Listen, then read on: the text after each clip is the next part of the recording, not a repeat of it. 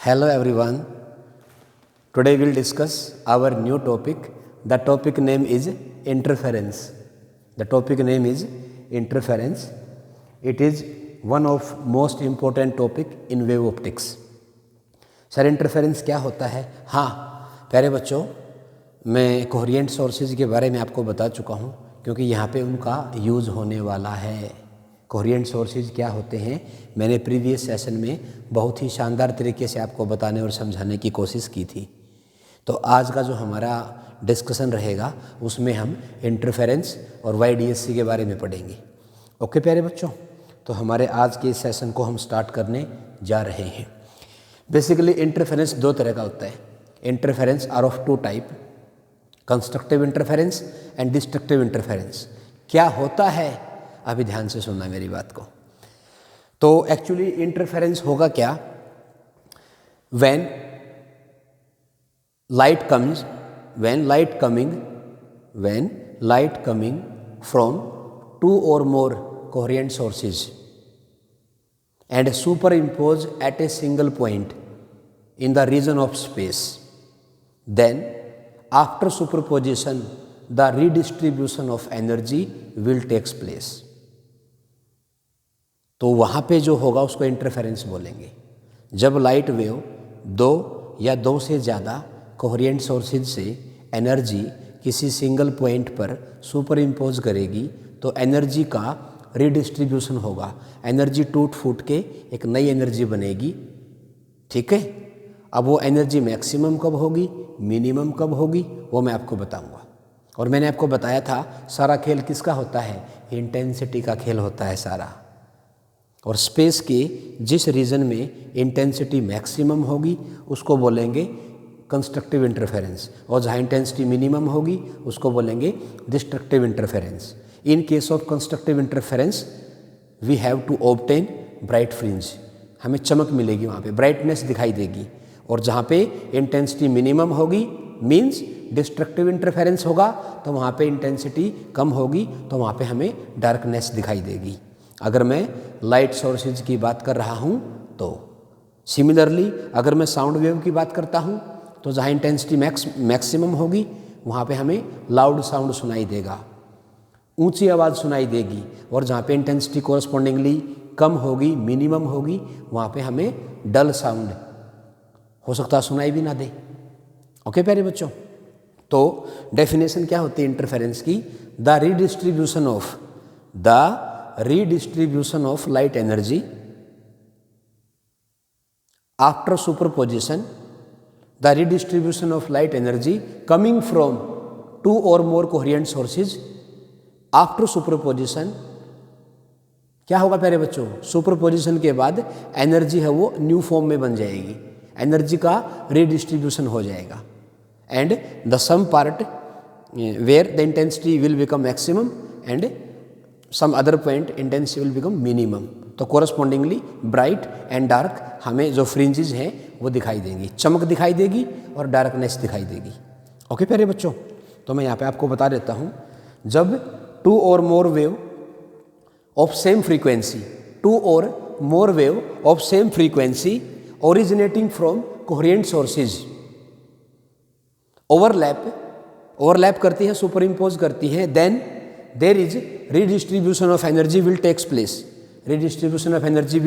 Take place in the whole region of their overlap. The phenomena is known as interference. मैं note कर लेता हूं इसको। The redistribution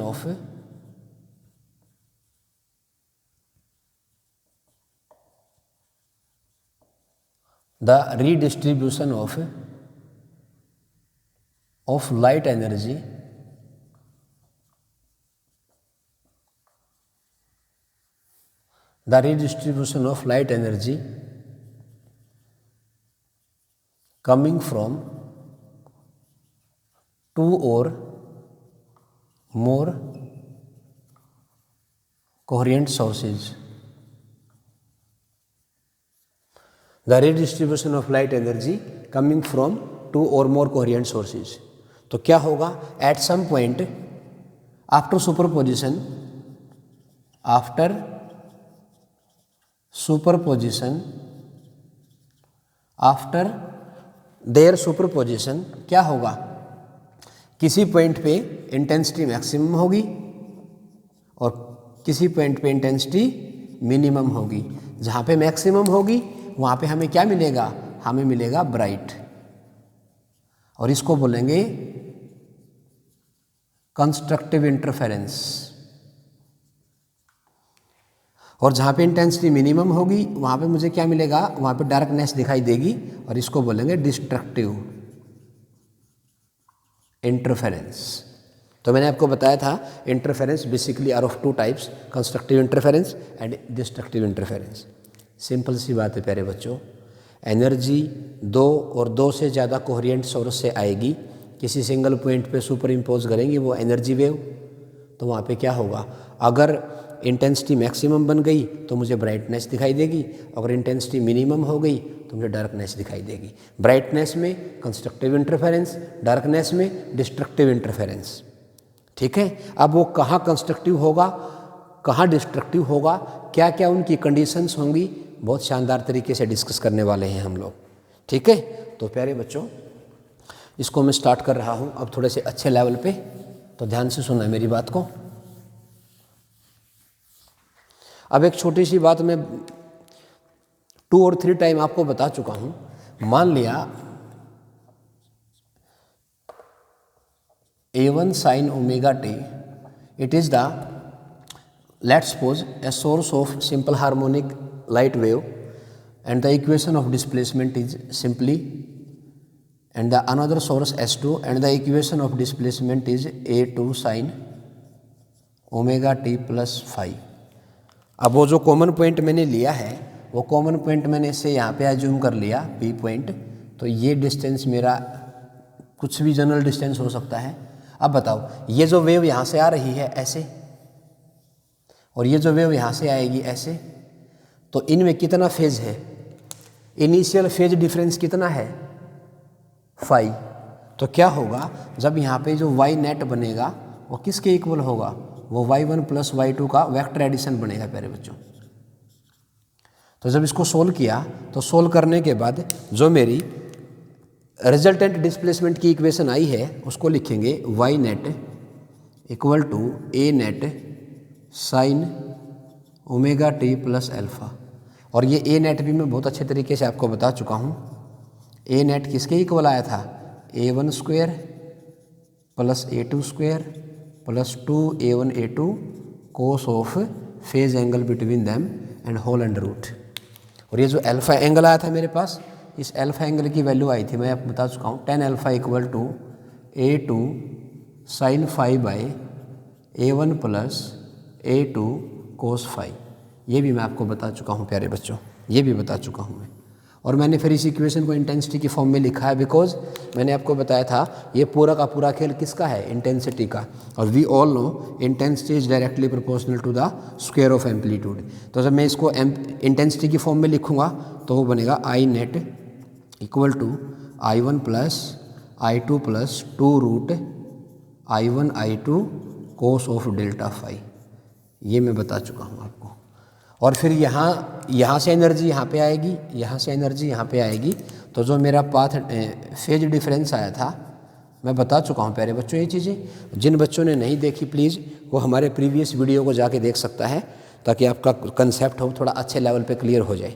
तो मेरा कहने का मतलब ये है, फेज डिफरेंस डेल्टा फाई किसके इक्वल आया था, ये फॉर्मूला बनता है 2 pi by lambda into delta x. Delta x is the path difference. इसको सिंपली हम लिख के चलते हैं x2 माइनस x1, यानी कि अगर ये डिस्टेंस मेरी x1 है, ये डिस्टेंस मेरी x2 है, तो इनका जो डिफरेंस होगा यहाँ पे पहुँचने के लिए वो x2 माइनस x1 यानी कि पाथ डिफरेंस बोलेंगे इसको। एंड इसके कोरस्पॉन्डिंग जो फेज डिफरेंस आएगा वो ये बनेगा। ठीक है, तो मुझे अब आपको क्या बताना है, हाँ, और ये जो वैल्यू मैंने निकाली है ना, ये और ये मैंने A1 और A1 A2 को सिंपली वेक्टर लेके सोल्व किया था, simply using the parallelogram law of vector addition से। इसको मैंने A1 वेक्टर एज्यूम किया था, इसको मैंने A2 वेक्टर एज्यूम किया था, और parallelogram law of vector addition से ये जो मेरा A नेट आया था उसकी वैल्यू, और इनके बीच में कितना एंगल था, फाई, तो इसकी वैल्यू ये आएगी प्यारे बच्चों। और फिर मैंने यहाँ पे जो स्लोप निकाली थी अल्फा डिग्री एंगल, तो उसकी वैल्यू भी मैंने आपको, ये वैल्यू बनेगी यहाँ पे, बिकॉज ये मेरा जो A2 वेक्टर है, A2 वेक्टर, इसको इधर मैंने क्या ले लिया, ये बन गया A2 कोस फाई, और परपेंडिकुलर में कौन सा कंपोनेंट आएगा, A2 साइन फाई, और फिर स्लोप निकाल ली थी मैंने। We all know slope is given by tan theta and it is perpendicular by base, perpendicular A2 sine phi and base is A1 plus A2 cos phi. Superposition of SHM के बारे में मैं आपको बहुत अच्छे तरीके से बता चुका हूँ, और कोहेरेंट और इनकोहेरेंट जो लाइट वेव सोर्स होते हैं उनके बारे में मैं आपको बता चुका हूँ। आज हम इंटरफेरेंस को बहुत शानदार तरीक़ों से डिस्कस करने वाले हैं। ओके प्यारे बच्चों, और सारा खेल किसका है, सारा का सारा खेल किसका है, ये इंटेंसिटी का, ठीक है। इंटेंसिटी डिपेंड करती है फेज पे, फेज डिपेंड करता है पाथ डिफरेंस पे, और पाथ डिफरेंस डिपेंड करता है लोकेशन ऑफ पार्टिकल पे, कि वो सोर्सेज से कितनी कितनी डिस्टेंस पे रखा गया है, ठीक है प्यारे बच्चों। अब एक बात बताओ, मैं इन दो को ही लेके चलता हूँ, सिर्फ इसको हटा दिया मैंने यहाँ से, इसको भी रिमूव कर दिया, इसको भी मैं यहाँ से रिमूव कर लेता हूँ, ठीक है।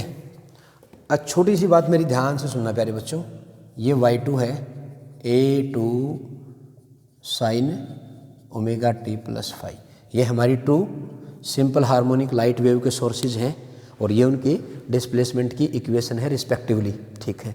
ये मेरी वैल्यू आ गई भाई A नेट की, और ये वैल्यू मेरी आ गई I नेट की, I1 plus I2 2√I1 I2 cos phi.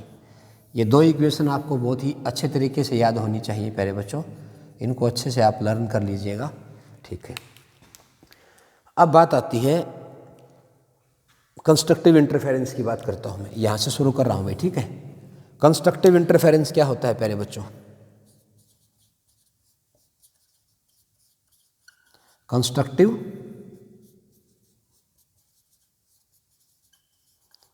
Interference, अभी आपने बताया सर, जहाँ पे इंटेंसिटी मैक्सिमम होगी, इंटेंसिटी क्या होगी, मैक्सिमम होगी। अब एक छोटी सी बात बताओ, जहाँ पे इंटेंसिटी मैक्सिमम होगी तो वहाँ पे एम्पलीट्यूड भी मैक्सिमम होगा, वो भी क्या होगा, मैक्सिमम होगा। और इंटेंसिटी या एम्पलीट्यूड वो किस पे डिपेंड करते हैं, किस पे डिपेंड करते हैं प्यारे बच्चों, एनर्जी यहाँ से और यहाँ से इस पॉइंट पे जब अप्रोच करेगी तो उनके बीच में जो फेज का डिफरेंस होगा उस पे एनर्जी डिपेंड करती है, यानी कि ये डिपेंड करते हैं किस पे, कोस फाई पे। और ये मैक्सिमम कब होंगे, ये मैक्सिमम कब होंगे, व्हेन कोस ऑफ फाई क्या होगा मेरा, मैक्सिमम होगा, दैट इज इक्वल टू +1। और ये +1 फाई की किस वैल्यू पे होगा, 0 पे।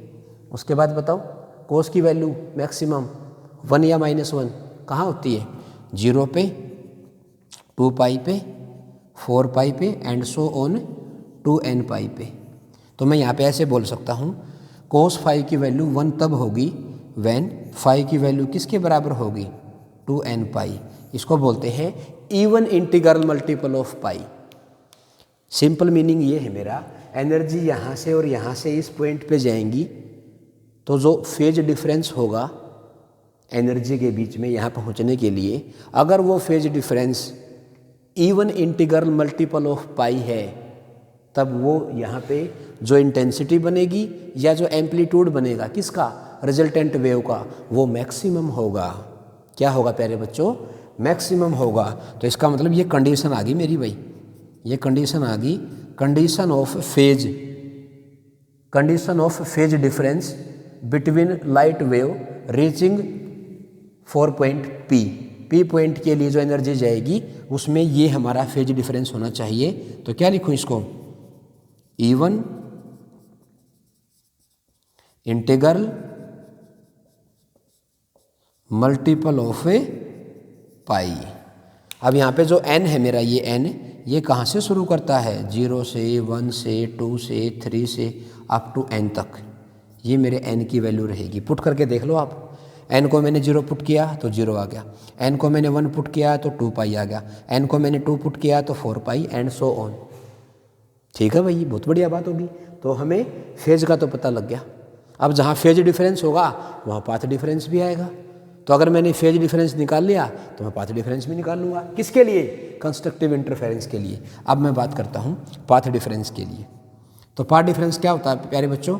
डेल्टा फाई किसके बराबर होता है? 2 pi by lambda into delta x. ये कितना होना चाहिए? अभी बताया तो है। ये कितना होना चाहिए? E1 integral multiple of pi that is equal to 2 pi by lambda into path difference. तो यहाँ से मैं अगर कट करूँ तो कट कर दूँ। मैंने पाई से पाई को कट कर दिया। हालांकि मैं 2 पाई से 2 पाई भी कट कर सकता हूँ, लेकिन मेरी बात को ध्यान से सुनना। डेल्टा एक्स किसके इक्वल आ जाएगा? इसको लिखूँगा 2n इंटू लैम्डा बाई 2। क्योंकि यहाँ पे देखो मैंने क्या बोला, E1 integral multiple of pi, E1 integral multiple of pi. तो यहाँ पे भी क्या बोलूँगा मैं? E1 integral multiple of lambda by 2। क्या बोलूँगा प्यारे बच्चों? E1 integral multiple of lambda by 2। लो भाई बच्चों, ये मेरा पाथ डिफरेंस आ गया, ये मेरा फेज डिफरेंस आ गया। अब आप खुद बताओ, किसी भी पॉइंट पे कंस्ट्रक्टिव इंटरफेरेंस के लिए, किसी भी पॉइंट पे कंस्ट्रक्टिव इंटरफेरेंस के लिए फेज डिफरेंस कितना होना चाहिए ताकि वेव है वो क्या करें? कंस्ट्रक्टिवली इंटरफेयर करें। तो उसकी कंडीशन है phase difference is E1 integral multiple of pi and path difference is E1 integral multiple of lambda by 2। यहाँ पे भी n है वो सेम वेरी करेगा 0 1 2 3 4। बोलो प्यारे बच्चों, तो वैल्यू क्या बनेगी मेरी वैल्यू क्या बनेगी? कंस्ट्रक्टिव इंटरफेरेंस का ही टॉपिक हमारा कंटिन्यू चला हुआ है। तो बताओ भाई मुझे, आई क्या है? आई तो सर मैक्स है। आई मैक्स है तो आई का फॉर्मूला ये है। तो यहाँ पे मैं इसको क्या पुट कर दूंगा? +1। ये 1 पुट कर दूंगा। तो बताओ क्या बन गया मेरा? तो आई नेट का फॉर्मूला बनेगा मेरे पास, पुट करना I1 + I2 + 2 root I1 I2। ये तो 1 हो जाएगा ना, तो ये बन जाएगा root I1 plus root I2 का होल स्क्वायर। और अगर मैं क्या बताऊँ, ए नेट की बात करता हूँ, तो ए नेट यहाँ पुट करो, इसको 1 पुट कर दो, तो A1 square plus A2 square plus 2A1 A2 whole under root. तो ये बन जाएगा A1 प्लस A2 का होल स्क्वायर, और पूरे की पावर कितनी है? हाफ। तो यानी कि यह आ जाएगा A1 प्लस A2। ये है प्यारे बच्चों, ये मैक्सिमम एम्पलीट्यूड हो गया और ये मैक्सिमम इंटेंसिटी होगी। किसके लिए? कंस्ट्रक्टिव इंटरफेरेंस के लिए। और मैं आपको कंडीशन बता चुका हूँ। ये कब होगा प्यारे बच्चों? जब कोस फाई प्लस 1 होगा। और कोस फाई प्लस 1 कब होगा प्यारे बच्चों? व्हेन डेल्टा फाई किसके बराबर आएगा? 2n पाई के। डेल्टा फाई किसके बराबर आएगा? 2n पाई के। और डेल्टा एक्स किसके बराबर आएगा? 2n ऑफ लैम्डा बाई 2 के बराबर आएगा। ये बन गया प्यारे बच्चों। अब मैं बात करता हूँ डिस्ट्रक्टिव इंटरफेरेंस के लिए। तो डिस्ट्रक्टिव इंटरफेरेंस में क्या होगा? इंटेंसिटी मैक्सिमम की मिनिमम? सर मिनिमम हो जाएगी। ठीक है, और एम्पलीट्यूड भी क्या हो जाएगा? मिनिमम हो जाएगा। कैसे? तो यहीं पे बता देता हूँ आपको। अब है मेरा डिस्ट्रक्टिव इंटरफेरेंस। डिस्ट्रक्टिव इंटरफेरेंस क्या कंडीशन है? कंडीशन क्या लिखूं? I equal to minimum and corresponding A भी क्या लिखूंगा मैं? मिनिमम। आई नेट भी मिनिमम होगी, ए नेट भी क्या होगा? मिनिमम होगा। ये कब होगा? व्हेन कोस फाई किसके इक्वल होगा? मिनिमम। और मिनिमम वैल्यू कितनी लिखूं प्यारे बच्चों? -1। अब बताओ कोस फाई -1 फाई की किन किन वैल्यूज़ के लिए रहेगा? तो मैं लिखूंगा यहाँ पे फाई की वैल्यू रहेगी पाई, 3 पाई, 5 पाई अप टू कितना लिखूँ? 2n + 1 into pi. तो मेरा कहने का मतलब ये है फाई आ जाएगा 2n + 1 इंटू पाई। और n कहाँ से स्टार्ट होता है प्यारे बच्चों? 0 1 2 3 अप टू n तक। अब बताओ मुझे डिस्ट्रक्टिव इंटरफेरेंस के लिए क्या कंडीशन है फेज डिफरेंस की।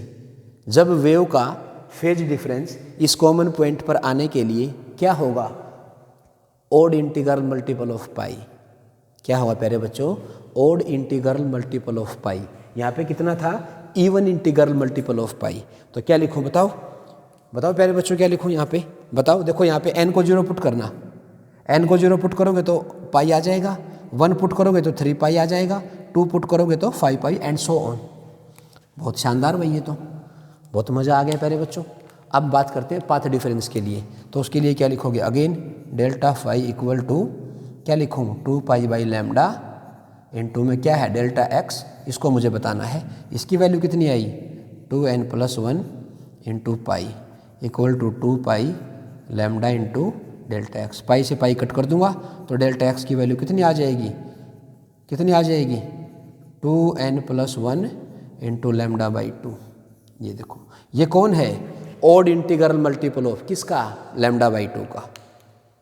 डिस्ट्रक्टिव के लिए क्या कंडीशन बताई मैंने पाथ डिफरेंस की, odd integral multiple of lambda by 2 कि एनर्जी यहाँ से और यहाँ से जो पहुँचेगी ना, उनका जो पाथ डिफरेंस होगा वो ओड इंटीग्रल मल्टीपल होगा किसका, लैम्डा बाई 2 का। तो वो डिस्ट्रक्टिवली इंटरफेयर करेंगी and the correspondingly intensity and amplitude become minimum. और इसमें क्या था, even integral multiple of pi. ये कितना है, odd integral multiple of even integral multiple of lambda by 2, odd integral multiple of lambda by 2, even integral multiple of pi, odd integral multiple of pi. ये है प्यारे बच्चों। तो इस case में यहाँ पे क्या होने वाला है, मैं थोड़ा सा इसको रफ कर रहा हूँ एक बार, बताओ क्या होने वाला है यहाँ पे। चलो ऊपर ही लिख लेता हूँ मैं यहाँ पे, बताओ। ये है डिस्ट्रक्टिव इंटरफेरेंस। डिस्ट्रक्टिव इंटरफेरेंस में इंटेंसिटी क्या होगी, आई होगी, वो मिनिमम होगी। तो आई मिनिमम है तो वहाँ पे ए भी तो मिनिमम है, तो इसका मतलब आई नेट किसके बराबर आएगी या आई मिनिमम किसके बराबर आएगी। यहाँ पुट कर दो प्यारे बच्चों, यहाँ क्या पुट करोगे -1। तो ये फॉर्मूला क्या बन जाएगा मेरा, ये बन जाएगा √I1 माइनस √I2 का whole square. And correspondingly a minimum भी क्या लिखूँ, ए मिनिमम यहाँ -1 पुट करोगे ना तो ये A1 minus A2 whole square, और स्क्वायर से स्क्वायर रूट कट जाएगा तो ये बन जाएगा A1 माइनस A2, ये आ जाएगा। ये है प्यारे बच्चों कंडीशन किसके लिए, डिस्ट्रक्टिव इंटरफेरेंस के लिए। इंटेंसिटी क्या होगी और एम्पलीट्यूड क्या होगा, ठीक है। और यहाँ पे ये कंडीशन कब आई, जब मेरा डेल्टा फाई किसके बराबर था, odd integral multiple of pi था, और मेरा डेल्टा एक्स कितना था, odd integral multiple of lambda by 2 था। ये हमें पता होना जरूरी है। क्लियर है मेरी बात। अपनी स्क्रीन को पॉज करो और अच्छे से लिखो इसको। मैंने आपको दोनों कंडीशन बता दी है, कंस्ट्रक्टिव इंटरफेरेंस की भी और डिस्ट्रक्टिव इंटरफेरेंस की भी। अब हम बात करते हैं, अब एक छोटा सा पॉइंट मैं आपसे डिस्कस करना चाहता हूँ यहाँ पे।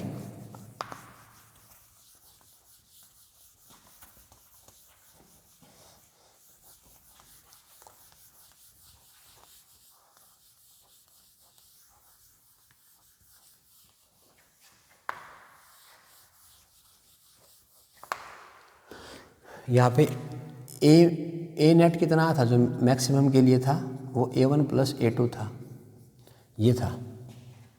और वो कंडीशन भी मैं साथ के साथ लिख देता हूँ यहाँ पे जो अभी मैंने आपको बताई है।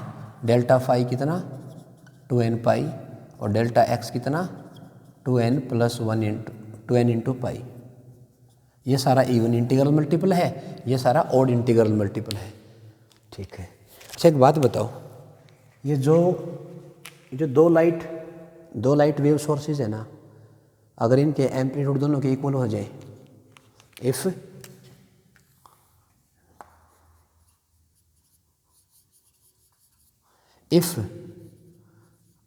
A1 = A2, the both energy sources have same amplitude, then the corresponding intensity also same। तो अगर ये दोनों बराबर हो के A आ जाएगा, तब मैं A नेट का फॉर्मूला क्या लिखूँ, A नेट का मेरा फॉर्मूला होगा A नेट = क्या लिखूँ, बोलो प्यारे बच्चों। ए नेट का फॉर्मूला किसके इक्वल आएगा मेरा, वो बनेगा 2a1 cos 5/2, ये बनेगा। ओके, और जो आई नेट का फॉर्मूला होगा वो क्या बनेगा, वो बनेगा 4i, आई a1 बोल दो या a2 बोल दो या a बोल दो, इक्वल ले लिए मैंने, ये बनेगा 4i cos स्क्वायर 5/2, ये बनेगा प्यारे बच्चों। अगर वो आइडेंटिकल है तो पुट करके देख लो आप, यहाँ पे स्क्वायर है ना ये,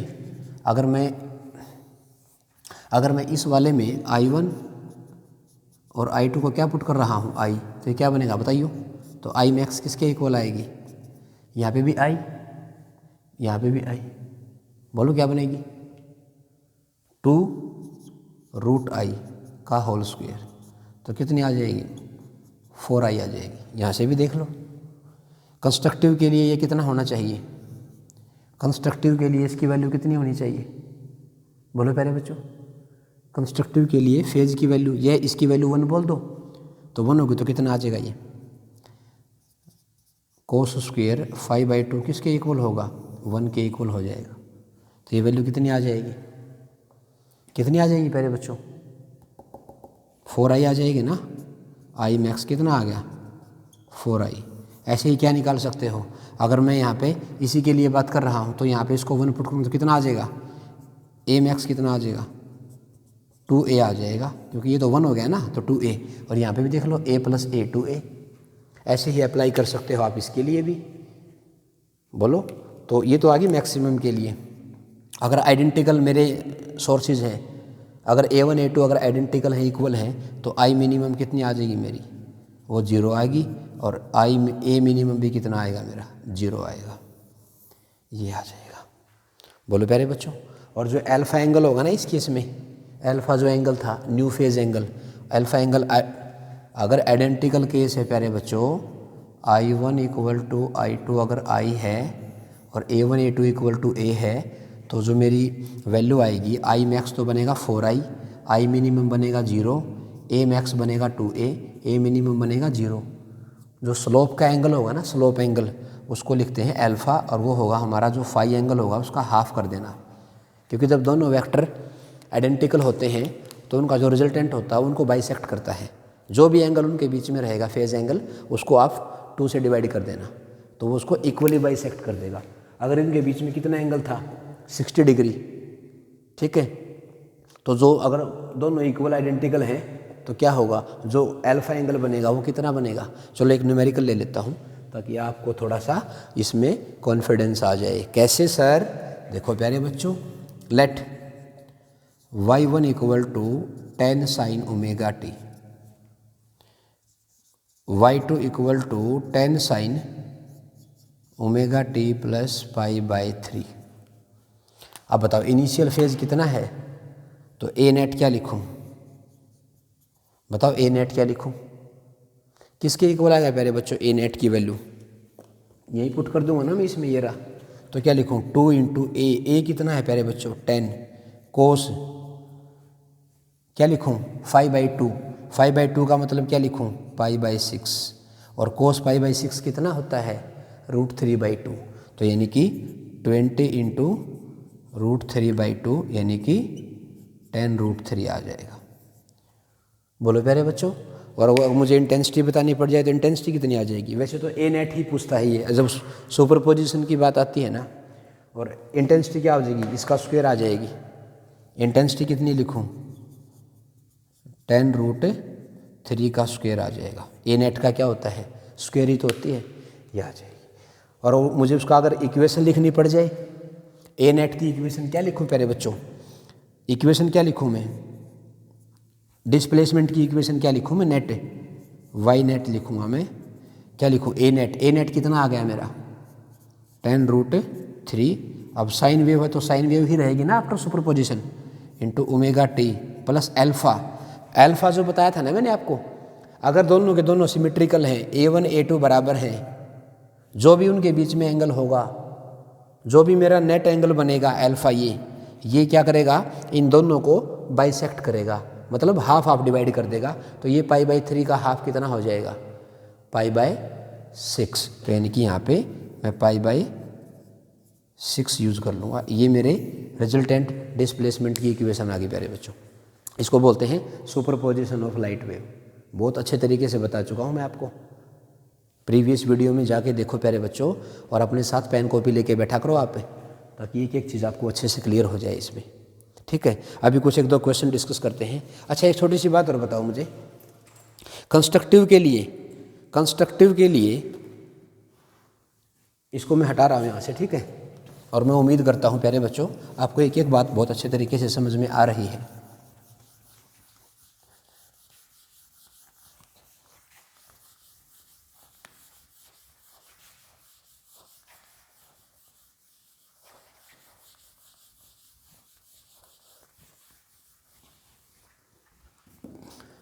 मुझे बस ये बता दीजिए आप, कंस्ट्रक्टिव इंटरफेरेंस में कंडीशन क्या है? आई मैक्स किसके इक्वल होगा? थोड़ा आपका रिवीजन हो जाएगा, जल्दी बोलो। क्या लिखूं? √I1 प्लस √I2 का होल स्क्वायर। और ए मैक्स किसके बराबर होता है? A1 plus A2। उसके बाद इसी में बात कर रहा हूँ मैं, अगर I1 और I2 दोनों I हैं तब I मैक्स किसके इक्वल आएगा? 4I के। और A मैक्स किसके इक्वल आएगा? 2A के, अगर A1 A2 बराबर हैं तो ये आ जाएगा। ओके। और ये कंडीशन कब आई थी? ये सारी कंडीशन कब आती हैं? जब डेल्टा फाई कितना होता है? 0, 2π, 4π, 6π, 2n × पाई होता है। और डेल्टा एक्स कितना होता है? 0, lambda, 2 lambda, 3 lambda up to 2n × λ/2 होगा। ठीक है, यह था कंस्ट्रक्टिव के लिए। डिस्ट्रक्टिव की बात करता हूँ तो डिस्ट्रक्टिव के लिए, और इसके लिए फॉर्मूला ही बताया था मैंने आपको। क्या फार्मूला था? 4i cos square 5/2, 2a cos 5/2। ये a नेट के लिए है और ये i नेट के लिए है, कंस्ट्रक्टिव के लिए। ठीक है, दोनों के लिए होल्ड करेगा प्यारे बच्चों, ये दोनों के लिए, कंस्ट्रक्टिव के लिए भी और डिस्ट्रक्टिव के लिए भी। अच्छा, इसमें क्या लिखूँ? आई मिनिमम क्या है? जल्दी बोलो। आई मिनिमम कितनी आई प्यारे बच्चों? I1 माइनस I2 का रूट का होल स्क्वायर। और ए मिनिमम कितना आया डिस्ट्रक्टिव में? A1 minus A2। Delta phi की कंडीशन क्या होती है? Pi, 3π, 5π up to 2n + 1 × pi, odd integral multiple of pi. And delta x किसके इक्वल आया? बोलो। λ/2, 3 λ/2, 5 λ/2 एंड सो ऑन 2n + 1 λ/2। ये कंडीशन होंगी तो मुझे ये मिलेगा। और यहाँ पे अगर मैं ये आइडेंटिकल वाला लेके चलता हूँ, I1 = I2 = I है, तो क्या लिखूँ? आई मिनिमम किसके इक्वल आ जाएगी? 0 के। और ए मिनिमम भी किसके इक्वल आ जाएगा? 0 के। ये आ जाएगा। अब एक क्वेश्चन मैं आपसे पूछता हूँ, बहुत ही अच्छा क्वेश्चन है और मैं उम्मीद करूँगा कि आप उसको बता पाओगे। ठीक है। इफ़ क्वेश्चन है मेरा, बहुत ही अच्छा क्वेश्चन है प्यारे बच्चों। If I1 = 4I0, I2 = I0। ये जो सोर्स 1 था मेरा, उसके इंटेंसिटी कितनी दे दी? 4I0। और I2 वाले की वैल्यू कितनी दे दी? I0। ओके प्यारे बच्चों, then find the intensity at a point, find the intensity at the points where, पहला पार्ट है फाई कितना है? पहले पार्ट में उसने फाई दे दिया पाई, दूसरे में उसने फाई दे दिया 4π, और तीसरे में उसने फाई दे दिया π/3 दे दिया। मान लिया π/3 की ही बात कर लेता हूँ, ये आ जाएगा। तो ये देखो तीन कंसेप्ट है ये। ठीक है, इस केस में इंटेंसिटी कितनी होगी, इस केस में कितनी होगी और उस केस में कितनी होगी। अब एक बात सोच के देखो आप, देखो लिखा पड़ा साहब आपके सामने, देखो ये पाई है, जब फेज डिफरेंस कितना होगा? पाई, पाई किस में आता है, ओड में कि इवन में? सही, तो ओड में है। तो ओड में कौन सा इंटरफेरेंस होता है, कंस्ट्रक्टिव कि डिस्ट्रक्टिव? जो डिस्ट्रक्टिव होगा सर। तो इसका मतलब इसके लिए तो मैं डायरेक्ट क्या पुट कर दूंगा, देखो ना प्यारे बच्चों, ये देखो, ये तो डिस्ट्रक्टिव इंटरफेरेंस की कंडीशन को फॉलो कर रहा है ना। तो यहाँ पे क्या आ जाएगा, सीधी वैल्यू आ जाएगी पहले केस के लिए, आई मिनिमम लिखूंगा इसको, कितनी आ जाएगी, मिनिमम आएगी ना। कितनी लिखूँ प्यारे बच्चों, ये रहा फॉर्मूला, यहाँ पे I1 कितना है 4I नोट, I2 कितना है I नोट। तो क्या लिखूँ प्यारे बच्चों, 4I not minus I note का होल स्क्वायर। क्या लिखूँ इसको, 3I नोट, 3I नोट का रूट होल स्क्वायर। तो किसके इक्वल आ जाएगी, ये तो 3I नोट के बराबर आ जाएगी। बोलो प्यारे बच्चों, किसके इक्वल आ जाएगी ये? अरे भाई इसको स्क्वायर ओपन करना पड़ेगा मुझे, ऐसे कैसे कर दिया आपने ये, इसका स्क्वायर ओपन करो बेटा। क्या लिखूँ, 4I not minus I not minus 2 into A minus B का होल स्क्वायर है ना।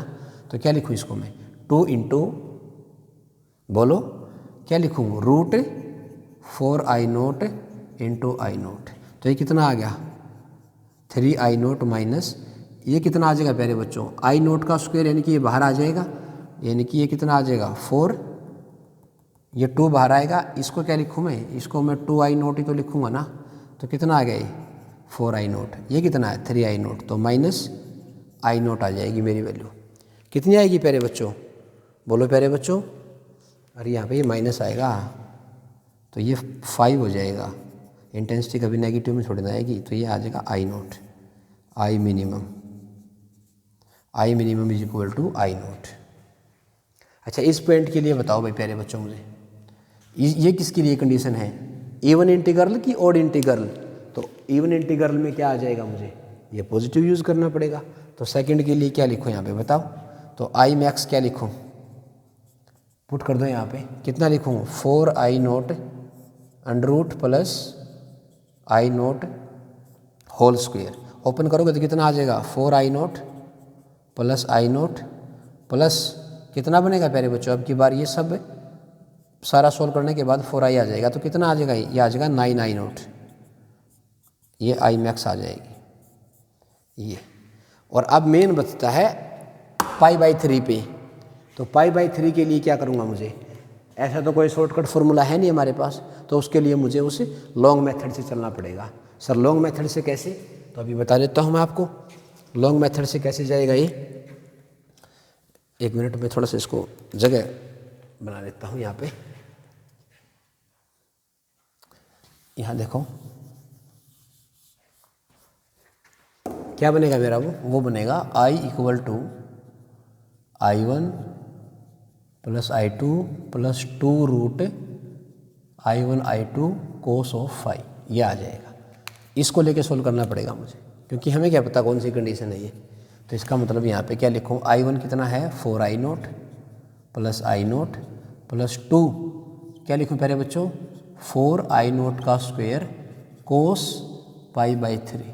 कोस π/3 कितना होता है प्यारे बच्चों, कोस 60 कितना होता है, हाफ। तो इसको मैं 1/2 से रिप्लेस कर दूंगा और ये 2 से 2 कट जाएगा। तो 5I note plus 2I note यानी कि 7I नोट आ जाएगा, आई इंटेंसिटी आएगी, ये आ जाएगा। क्लियर है प्यारे बच्चों। अब एक क्वेश्चन और बोलता हूँ मैं आपको, एक क्वेश्चन और है मेरे पास, ठीक है। तो वो क्वेश्चन क्या रहेगा,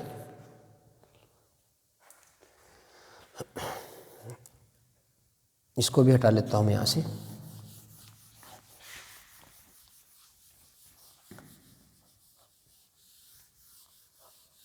अब की बार जो न्यूमेरिकल है हमारा, उसमें इंटेंसिटी दे दी, मान लिया इसने 9I नोट और ये I नोट है, इंटेंसिटी ही निकालनी है। अब की बार उसने लैम्डा बोल दिया, path difference delta x equal to λ/2, second में बोल दिया delta x equal to 2 lambda बोल दिया, और थर्ड में मान लो उसने बोल दिया डेल्टा x इक्वल टू λ/3। अब यहाँ के लिए निकालो इंटेंसिटी क्या बनेगी। पहले वाला क्वेश्चन तो मैंने लिया था फेज डिफरेंस को लेके, अब मैं ले रहा हूँ पाथ डिफरेंस को लेके। तो क्या बनने वाला है पहले के लिए, अब बताओ λ/2 पाथ डिफरेंस कंस्ट्रक्टिव के लिए होता है कि डिस्ट्रक्टिव के लिए होता है? λ/2 तो डिस्ट्रक्टिव के लिए होता है, तो वहाँ पे डायरेक्ट फॉर्मूला यूज़ कर लूँगा पहले बच्चों में ये वाला। तो इसका मतलब जो मेरा I बनेगा, डिस्ट्रक्टिव है तो I मिनिमम लिखूँगा ना इसको मैं, क्या बन जाएगा ये? अगेन वही क्या, 9I0 minus I0 root whole square. तो इसको ओपन करोगे तो कितना आ जाएगा ये? 9I0 plus I0 minus 2 into 3I0, ये बन जाएगा पहले बच्चों सोल्व करने के बाद। तो ये 10I0 माइनस 6I0 यानी कि 4I0 आ जाएगी। सेकंड पॉइंट में देखना एक बार कितना है, पाथ डिफरेंस कितना है? 2 लैम्डा। तो 2 लैम्डा किसके लिए होता है? कंस्ट्रक्टिव इंटरफेरेंस के लिए। तो उसमें पुट कर दो, कंस्ट्रक्टिव में फॉर्मूला ये होता है। तो क्या लिखूँगा? आई मैक्स लिखूँगा यहाँ पे। तो आई मैक्स किसके इक्वल आ गई? 9I0 root plus I0 root whole square. Open करना है इसको, तो 9I0 plus I0 plus 2 into 3I0। तो यहाँ पे कितना आ जाएगा? 16I0 आ जाएगा, आई मैक्स जो होगी मेरी। और थर्ड पॉइंट में मैंने क्या बताया पहले बच्चों, कितना है ये? λ/3। अब ना तो ये इस कंडीशन में लाई कर रहा डायरेक्टली, ना इसमें लाई कर रहा, उसके लिए मुझे निकालना पड़ेगा। तो फॉर्मूला एक ही होता है हमारे पास। सर कौन सा फॉर्मूला? डेल्टा फाई किसके इक्वल होता है पहले बच्चों? 2π/λ इंटू डेल्टा एक्स। तो ये 2π/3 आ जाएगा। तो इसके लिए हमें उस लॉन्ग प्रोसेस को फॉलो करना पड़ेगा। कैसे? I net equal to I1 plus I2 plus 2 root I1 I2 cos of कितना एंगल है? 2π/3 and cos 2π/3 is minus half. तो यहाँ पे 9I0 plus I0 plus 2 into कितना लिखूँ? 9I0 का square into minus of half, ये कट जाएगा तो 10I0 माइनस आ जाएगा और ये कितना बन जाएगा? 3I0 यानी कि 7I0 आ जाएगा प्यारे बच्चों। ये है प्यारे बच्चों। तो ये दो मैंने बहुत ही कॉमन क्वेश्चन करवाए हैं आपको। अगर मेरे सोर्सेज की सारा खेल इंटेंसिटी का होता है प्यारे बच्चों।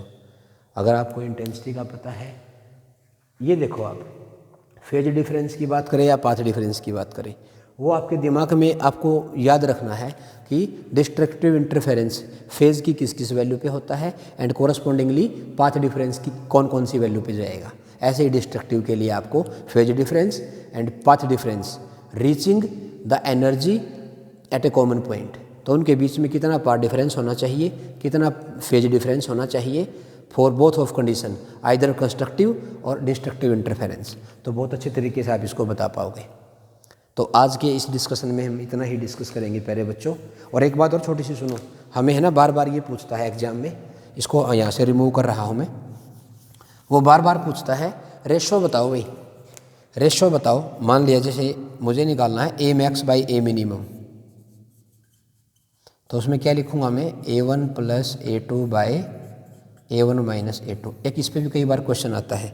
अगर इनकी रेशो आ गई तो मेरी I max by I minimum की रेशो भी आ जाएगी। वो क्या होता है प्यारे बच्चों? I1 plus I2 divide by I1 minus I2 का होल स्क्वायर, एक ये फॉर्मूला होता है। ओके प्यारे बच्चों, तो ये हमें आपको इसमें पता होना ज़रूरी है। जैसे अगर मैं एक छोटा सा एग्जांपल इसमें लेके चलता हूँ, मान लिया A1 by A2, A1 by A2 दे दिया 3/2। तो इसमें हमें बताना है रेशो निकालो A max by A minimum.